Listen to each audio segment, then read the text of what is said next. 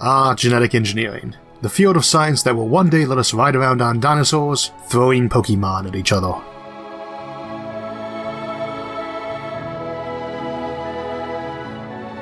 So our topic today is bioforming and gene tailoring, both basically extensions on genetic engineering. And initially I thought we would keep it pretty practical and down to earth, discuss things like CRISPR and the ways it can be used to fix health problems. We would look at ethical issues and potential benefits and concerns about this technology. And we will get to those, but then I found myself thinking, lots of folks have discussed that and discussed it well, and this channel does not generally focus on down to earth. Heck, last episode I was talking about moving galaxies. So yes, we will talk about the near-term applications and the ethical issues, but we will push the envelope out a bit and explore some novel, even zany, applications of this sort of technology. Though we will keep it in the realm of what is allowed by known science, or at least not forbidden by it. Which includes making dinosaurs, as in Jurassic Park, because honestly, I can't think of many things cooler than riding around on a dinosaur, and if you don't think that's awesome, I think something is probably wrong with you, because that has to be 10 times cooler than a horse or a Harley Davidson. Of course, it's not as easy as in Jurassic Park, because DNA does not get preserved for millions of years, but we will see today how you could do it anyway. How this technology can be used to recreate long-extinct species, and even engineer ones that never existed, like unicorns or chupacabra, or even things which probably could not naturally evolve, like dragons or multi-headed hydras or intelligent trees. We also have potential practical applications, not just stuff like corn that grows twice as much food or some algae that could be tailored to be perfect for making biofuels and plastics, but less obvious stuff like roads that grew and repaired themselves, in ways similar to how coral reefs work, or plants that could suck trace metals right out of the ground so we could harvest them rather than needing to mine them. Or even plants that might replace solar panels and let you just plug into the field or forest for electricity, stuff that just could not evolve naturally. Which does bring up the question of how we do this stuff, and if it is ethical to do it. Yes, it should be possible to make an intelligent tree, or a human-horse hybrid, a centaur, or a human-fish hybrid, a mermaid, but is it ethical to do so? And how do we do so? For the how part, there are a lot of options, but there are 4 approaches I wanted to look at briefly today. One is CRISPR, an exciting new technology people have been talking about a lot. Another is similar, use of retroviruses to go enact changes to DNA throughout an organism. The third is straight DNA printing, which gives us the option to make strands of DNA from scratch, straight off a computer model. And lastly, we have the option of using nanotechnology, the universal assemblers we discussed some episodes back, to just get in there and make the changes at a molecular level if necessary. Before we jump into those, and we will be keeping them brief, I did want to take a moment to differentiate bioforming from gene tailoring and both from genetic engineering. Bioforming we discussed in passing back in the terraforming episode as the alternative to terraforming. When terraforming a planet, you are trying to make it more Earth-like so people and Terran flora and fauna can live there. Bioforming, sometimes also called pantropy, is the reverse, where you adapt Earth organisms to live in alien environments. This does not necessarily have to be all that high-tech or alien, if you are dealing with a world already a lot like Earth, but devoid of life. If it is not much like Earth, or already has life on it, you probably need to do some massive overhauling. Outside of science fiction, you cannot land on an alien planet with alien plants and animals and start eating them or introducing your own plants and animals. In all probability, the best thing that will happen if you eat a bunch of alien fruits and nuts is that you will get very sick and spend a lot of time in the bathroom expelling those things from one or another of your orifices.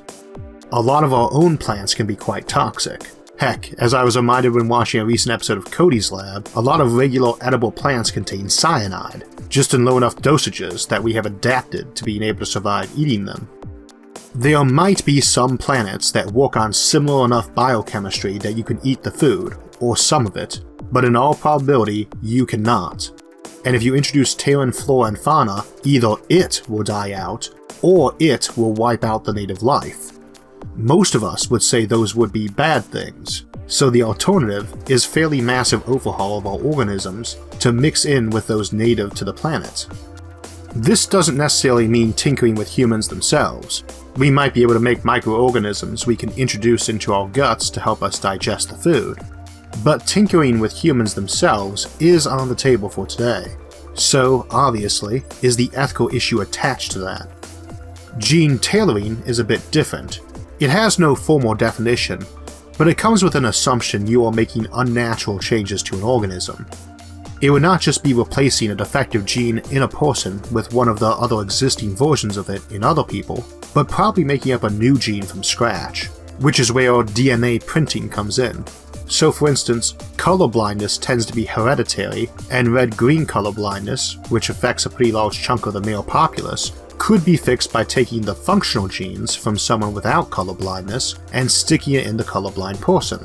This is controversial, but not nearly as much so as the idea of taking some genes that let you develop cones in your eyes, able to see infrared light, and putting them into a person, either adapted from some other critter or cooking them up in a lab from scratch, or just on a computer model and printing them.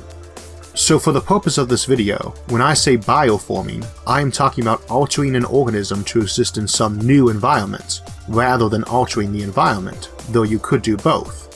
When I say gene tailoring, I am talking about alterations to people through genetics beyond the basic form. So not so much replacing a defective gene which causes diabetes or nearsightedness, and more about giving yourself a body that can win Olympic medals without practice, or eyes that can see infrared radiation, or getting wings grafted onto your body, or becoming a horse from the torso down. This also includes the mental aspects, improving or altering the brain or nervous system, as opposed to just fixing problems like dementia or Alzheimer's, or my own more benign neurological condition that makes my hands tremble and face twitch but otherwise leaves me sound in mind and body. It would be nice if we could snip out the defective genes causing that sort of thing, and by and large those are not considered particularly controversial. There are folks who think even doing things like that is going too far. But to be fair, there are people whose definition of natural would seem to exclude anything more advanced than sharp sticks and fire. I'm never entirely clear why I often encounter these people on the internet, but I think maybe smartphones and tablets are exempted from their worldview of evil technology. Of course, that itself is a good example of bias, since I am well aware that various primitivist approaches have wildly different technologies they disapprove of and reasons for doing so. For some, it is simply about self-reliance and personal challenge, and it isn't like we mock mountain climbers for not taking a helicopter to the mountain peak. We will be discussing the ethics of this stuff and trying for some neutrality, and indeed there are a lot of strong arguments against some applications of this sort of technology, and a lot of other types too. But there is also a line between reasonable concerns and the ridiculous. I can easily respect the opinion of someone who thinks engineering people for higher intelligence is dangerous, but while I can respect a person who believes we should not use unnatural chemicals as medicine in favor of all natural approaches, I cannot respect their view on the matter. Simply their right to have that view and their right to expect courtesy equal to what they offer me. It's a hazy line, but I will try to keep on the proper side of it for today. So let us talk about methods. And again, I want to keep this fairly brief. I outlined 4 a few minutes ago: CRISPR, retroviruses, DNA printing, and universal assemblers. Those are just some of the methods, and I want to touch on certain aspects of each before we move on. CRISPR has become a big news item, and you can get details about how it works elsewhere. But essentially, a CRISPR is a chunk of DNA where you get a repeating pattern. The pattern is the same forwards and backwards and is short, 20 to 40 base pairs, essentially a sentence-long snippet in the bookshelf that is your DNA. That sentence keeps repeating, but in between it are short bits, the equivalent of single words, called spacer DNA, and those don't repeat. Each one is different, and it looks like they are essentially identifiers for pesky viruses and such your body has encountered before. When it encounters new ones, it lays in another segment, a new bit of spacer DNA, and another repetition of that sentence. That's CRISPR, but nearby that segment is an associated sequence, a CRISPR-associated or Cas gene. These basically can unzip DNA and cut it up, and are a major part of our immune system. What makes it handy for genetics is that we can take the Cas and attach something else to it, a sentence of our choosing, and if we stuck it in a cell, it would go find anything that looked like that and can add or delete it. So the CRISPR-Cas9 stuff you keep hearing about is essentially hijacking an existing part of us, one that prevents viruses from hijacking all cells, and using it to snip out bad DNA, and it shows amazing promise as a tool to be used to let us cut out or add or modify DNA. Before this, the popular talk was often of retroviruses. In most viruses, DNA is transcribed into RNA, then translated into proteins. Retroviruses do that somewhat backward. Their RNA gets transcribed into the host DNA, which starts making copies. Like CRISPR, we have the option of hijacking this to be used to modify DNA. Of course, you could get into someone's DNA with very tiny forceps and scalpels and change it. The problem is that for any case where you are not working on a single cell embryo, like an adult human with trillions of cells, it is kind of hard to get at all those trillions of DNA helixes and alter each and every one. DNA printing, which is just spitting out the chemicals that make up DNA one molecule at a time in the right sequence, is obviously handy for letting us make one copy of DNA. We can make anything our minds can imagine, and which is chemically possible. The problem, besides us needing a way to deliver changes to trillions of cells, is that DNA is very long. And while we always show DNA as a pair of long strands, it generally is like a big ball of yarn, not like a long wire hanging between two transmission towers. It's got something like 3 billion base pairs for a human, and genes usually are made up of several thousand base pairs, and you've got several thousand genes in your DNA. A normal ball of yarn might be a few hundred meters long, a few times longer than a football field, but our DNA yarn ball, if it were a normal yarn width, would be thousands of kilometers long. An individual gene would often be as long as a football field. When the whole thing wraps up in a ball, it would be about your size. Needless to say, printing something out, one hairbreadth at a time but thousands of kilometers long, is pretty time consuming. So DNA printing is awesome for making one segment, one gene, or even one complete set of DNA, but not for mass manufacturing billions and trillions of copies for every cell in our body. That's what CRISPR, retroviruses, and some other techniques are for. What is cool about DNA printing is you do not need an existing gene. You can design one from scratch. So we do not have to find fossilized DNA from a dinosaur to make one. We can just make educated guesses about what it needs and compile it from scratch on a computer. We can then print it, stuff it into an egg, and proceed. And if we like, we can give them a temperament and intelligence more in line with, say, a horse. Of course, that is essentially turning DNA and RNA and viruses into machines, which they already are, but I mean in the artificial sense. We can potentially skip that by using the sorts of tiny little nanomachines we have talked about before, particularly the kind called a universal assembler, or specifically the universal molecular assembler, which you can tell to build a copy of itself, or tell to go find a bit of DNA, cut it up, and assemble it how you want. Now, my main reason for mentioning this one is that I like to remind people that we do not have to use an either-or approach with technology. Fiction likes to show us futures where people are genetically engineered supermen or cyborgs, not both. They tend to skip that such critters probably would be both, even from birth. Same as we have mitochondria in us that is effectively an alien organism present in every cell in your body, you could have machine DNA equivalents that hung around doing jobs like replacing an organism's bones with hollow titanium or growing the various brain implants contemplated in transhumanism. There are no unicorns, or at least I've never seen one or met anyone else who has, at least while sober, but a horse with a horn on it is not exactly a weird thing that could never evolve naturally. Horns are handy and common features in nature, so there probably is some planet somewhere that's got them. Alternatively, something like a dragon, I mean a giant flying reptile that weighs more than an elephant and breathes fire, well, that is not too likely. Dragons are also awesome, so science fiction is full of plenty of examples of them, where the author spends a lot of time fudging around with how they could exist with some gene tailoring. Maybe so.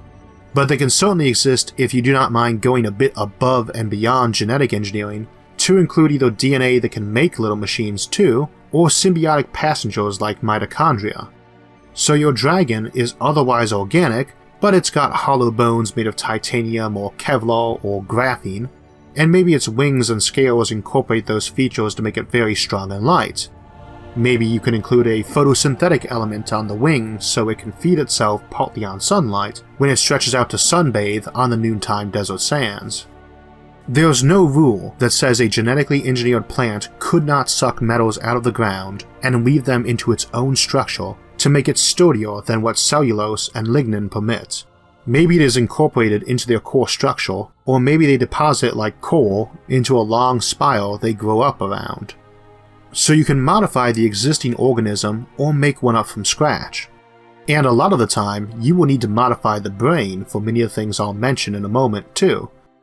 You cannot just give someone cones in their eyeballs that are sensitive to infrared and ultraviolet light and expect them to see new colors beyond the rainbow. You need to get into the brain and do some rewiring too. Uplifting, the name for when you take an animal and give it a human-level intelligence, tends to assume the reverse case. For better eyes that can see additional colors, we need to tinker with the brain also, but for a better mind on a cat or a dog or a dolphin, we might need to tinker with the physical form too, giving them different vocal cords, or more nimble toes that can grasp tools. Probably tinkering with its reproductive system too, since a lot of animals reproduce much more quickly than us, and with intelligence and tool use comes a much lower chance of natural death. Not what we usually mean these days as a euphemism for old age.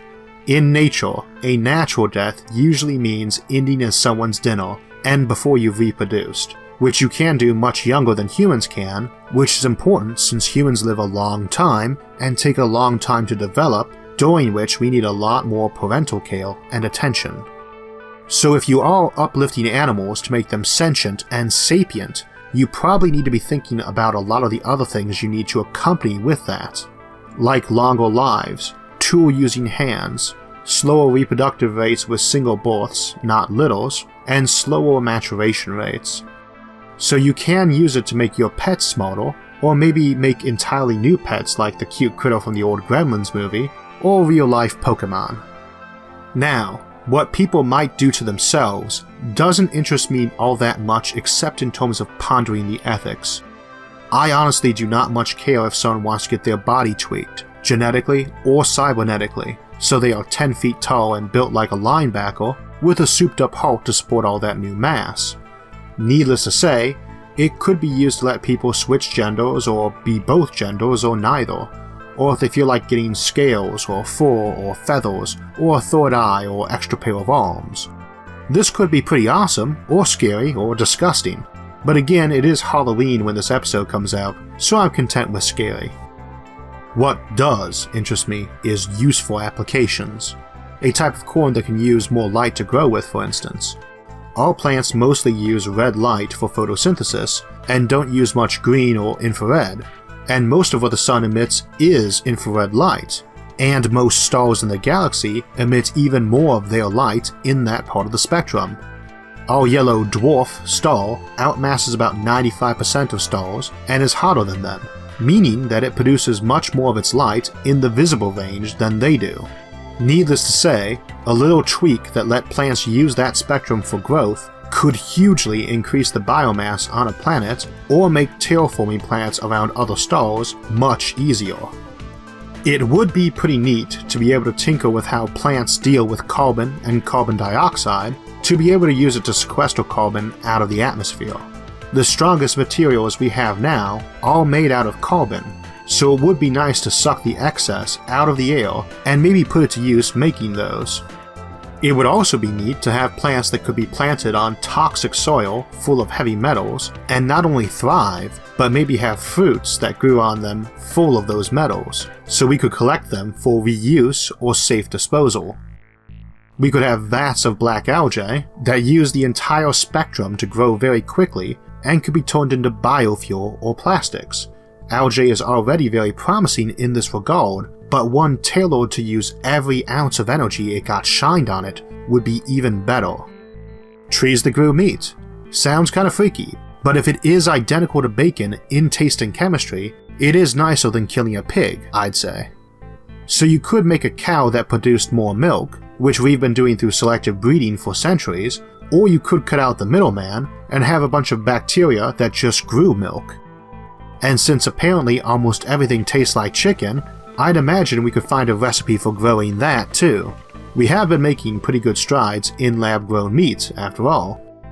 So plants that can produce their own fertilizers, plants that can maybe suck the trace amounts of valuable minerals out of regular soil and concentrate it for you, essentially plants that can be used as machines for specific purposes, in this case, mining. You might be able to grow computers. You might be able to have organic structures that grew according to a blueprint and repaired themselves. You might be able to grow solar panels as plants. Maybe you could make roads that repaired themselves too, with some equivalent to how coral reefs work or critters that grow shells. Maybe you don't need vats of algae growing biofuel, but can have a tree that you can tap for ethanol like we do for maple syrup. Maybe you can have an organism that will actually grow plastic, shiny transparent plastic, in some nice dome form that you can use for greenhouses in the desert or domes on Mars. Plants designed to live in toxic atmospheres, or ones too dense or thin for life, or ones designed from the ground up to live in the vacuum of space. You could potentially create entire ecospheres in the solar system. Maybe ones that could migrate between solar systems and seed whole galaxies. Lots of random ideas tossed out there. Some probably are absurd, some others probably are not but sound that way. Just some imagination fuel.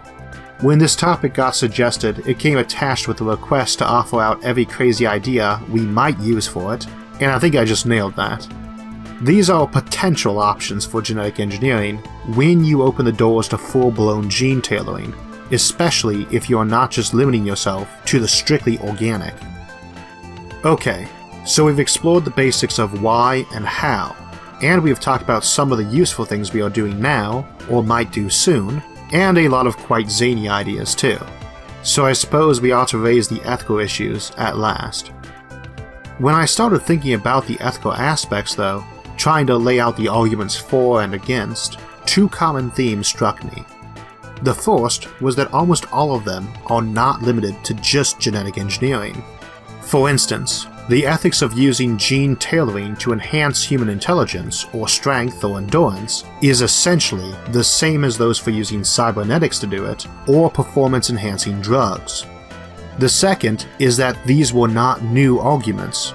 We have been using rituals and herbs to try to make people healthier or smarter since long before we had science, and we have been using selective breeding of plants, animals, and even people for quite a long time. That science and technology make these things easier, and actually works, is irrelevant, or it would seem so to me. In the past, we have tried to do these things. Sometimes it didn't work, even if maybe we thought it did, like many of our folk remedies or superstitions.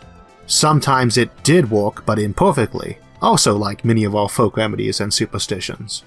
Whether it worked, or how well it worked, does not change the ethics of doing it.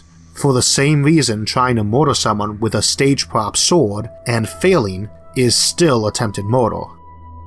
So we can say it is unethical to modify children so they grow up to be geniuses with the bodies of supermodels and professional athletes. We can say that it is doubly so because it pressures other people to do it to their own children. For that matter, what right do we have to modify a person without their informed consent, a thing which is impossible with a young child? And yet, we already do these things, and have for a long time. This does not make it ethical.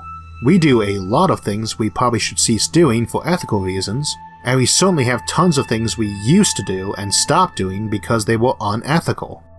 And yet, we can frame many of the ethical issues of genetic engineering in the context of existing ethical issues. Throughout history, we had tons of cultures that engaged in selective breeding for traits, and they knew they were doing it. People often do make decisions for their children, someone has to, and often those are not ones we would applaud. People already do feel pressure to do things to benefit their children which are questionable, and do try to do things to give their child an edge, or to make sure they can keep up with the others. The line between encouraging your child to succeed and pressuring your child to do so is decidedly thin and ill-defined. Is it ethical to alter DNA? I don't know, but we've been doing it, deliberately, for generations, and the only difference is we did not know what DNA was. Is it ethical to alter someone's DNA without their consent?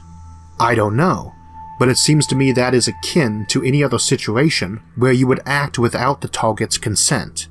It may be wrong to force someone to have surgery to remove a brain tumor, even though it is clearly damaging their judgment and ability to make informed decisions. But if that is not unethical, why would it be so to give gene therapy to correct a similar ailment like dementia? Similarly, if it is okay for people to refuse medical treatments for their children, then it would be for gene therapy too, I should think. And vice versa, if a parent can refuse a life-saving procedure for their child, like a donated heart, then they can also refuse the gene therapy which might fix the defect.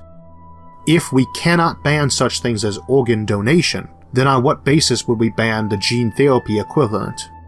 If we can ban performance-enhancing drugs, can we ban performance-enhancing genes? And what is the difference between the two, which might make one bad, but the other not? It may be unethical to tamper with the genes of plants and animals, yet we have done this for a long time too, and typically not with the organism's best interest in mind, but our own.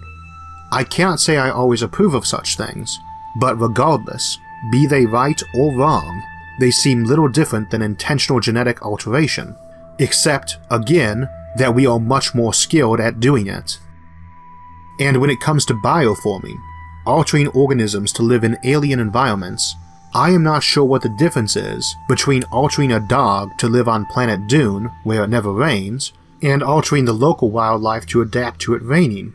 But it seems no more or less ethical to do that than to wipe out the giant desert sandworms that dwell there and are cured by water, or to tinker with them so they can now live in oceans, not just seas of sand.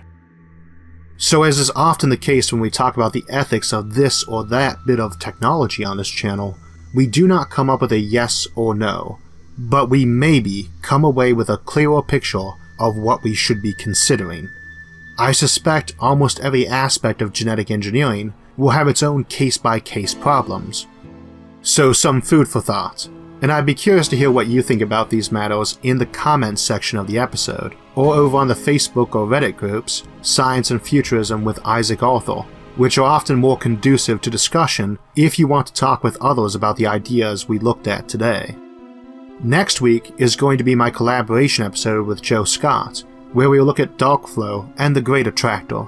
The week after that will be the Stellar Compendium, where we are going to take a look at the big zoo of star types, including the strange ones, and demystify some of the terms used to discuss them. Subscribe to the channel if you want alerts when that and other episodes come out.